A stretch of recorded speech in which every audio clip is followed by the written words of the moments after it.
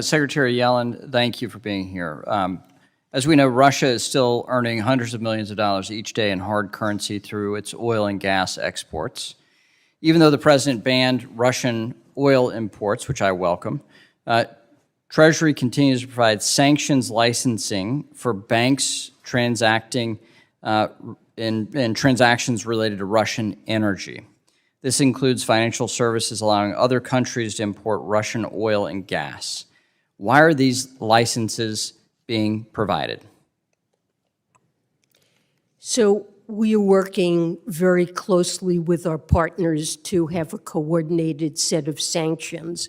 And our goal from the outset has been to impose maximum pain on Russia while, to the best of our ability, shielding the United States and our partners of undue economic harm. I've publicly commended the administration's approach on sanctions. What I'm particularly asking about are the licenses permitting bank transactions related to Russian energy.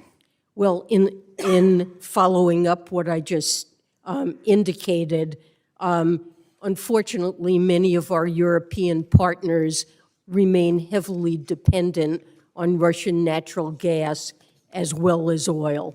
And they are committed to making the transition away from that dependence as rapid as possible.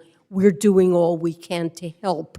But in the meantime, we issued this license, and they have taken steps to make sure that there can be a continued flow of Russian natural gas and oil. And if the Europeans take stronger action against Russian energy, your department would take stronger action as well. Well, we're working closely with them on sanctions and want to remain aligned with them. So I want to pivot to China, because I think the government of China is watching us very closely. It's pretty clear that when Russian troops amassed on the eastern Ukraine border last fall, the administration lacked a cohesive strategy to respond. Many of us have warned that a similar situation is occurring between China and Taiwan.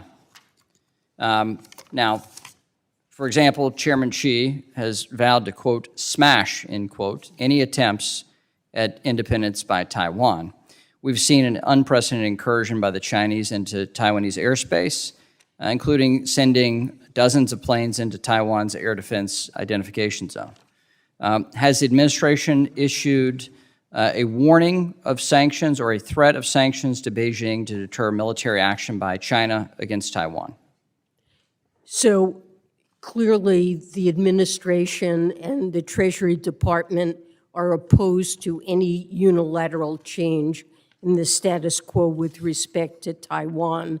And we are working very closely with our partners in the administration to make sure that we have at our disposal tools to respond to provocations in that regard. I'm not going to comment on hypotheticals and what we would do in any particular scenario, but I will assure you that we are closely coordinating with all of our interagency partners to make sure that we will be able to respond appropriately. Has the administration contemplated a sanctions strategy in the event of a Chinese move against Taiwan?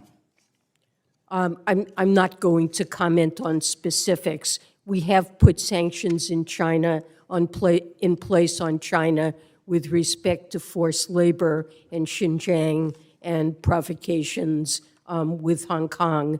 But certainly we are concerned about Taiwan and will act as appropriate. And that would include, including sanctioning senior leaders of the Chinese government, as has been done with Russia and Russian oligarchs. Are you to say, am I to hear from you that you're open to all tools available in the event that China moves aggressively towards Taiwan? Absolutely. I believe we've shown that we can. In the case of Russia, we threatened significant consequences. We've imposed significant consequences, and I think that you should not doubt our ability and resolve to do the same in other situations. Thank you.